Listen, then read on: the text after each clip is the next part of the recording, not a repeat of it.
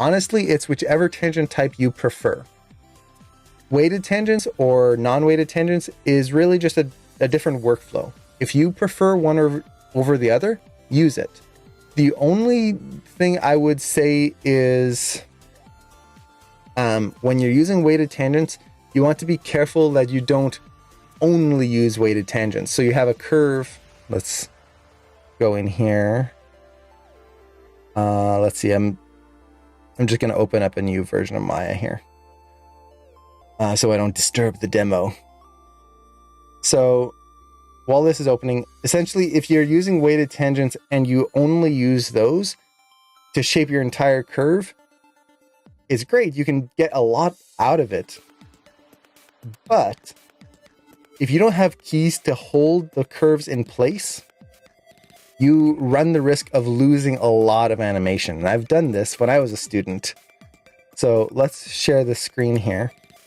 And let's just animate this sphere. I'm just going to put a few keys. There we go. There we go. Okay. So I've got a few keys here. And I'm just going to take this curve right there. And I'm going to switch it to weighted tangents. So let's go to curves, weighted tangents right there. And now I can shape these however I want. So I'm just shaping this curve.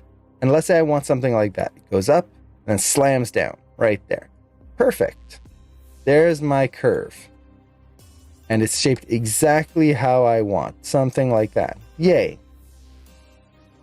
But let's say at this point here, we're animating and then accidentally, and again, this is what happened to me on an entire shot, just not just one curve on one object, an entire character.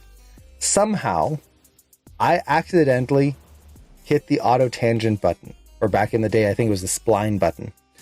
And I opened my shot the next day, and all the work I did on shaping the curves was gone. It was poof, just nothing existed anymore. Because I was only shaping it with the weighted tangents, and that's all I had. So when it reset, I lost everything. So if you are going to use weighted tangents, and to answer the other question, what is weighted tangents? Weighted tangents are tangents that allow you to stretch them out like so. So in and out, along with the rotation. So if you are using weighted tangents, what I do recommend is simply using the insert key. So if I hold down I, this is going to activate the insert key button. You can also see it right there.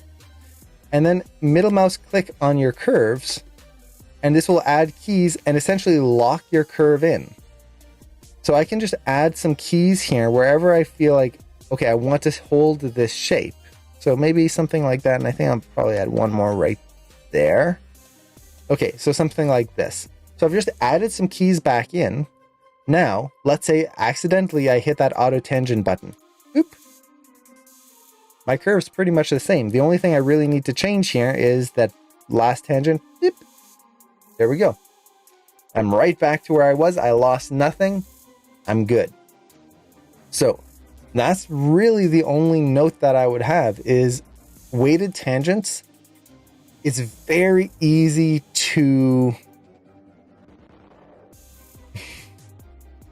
get caught up in, I'm just going to shape this and then I'm done. Haha, I don't need to do any more.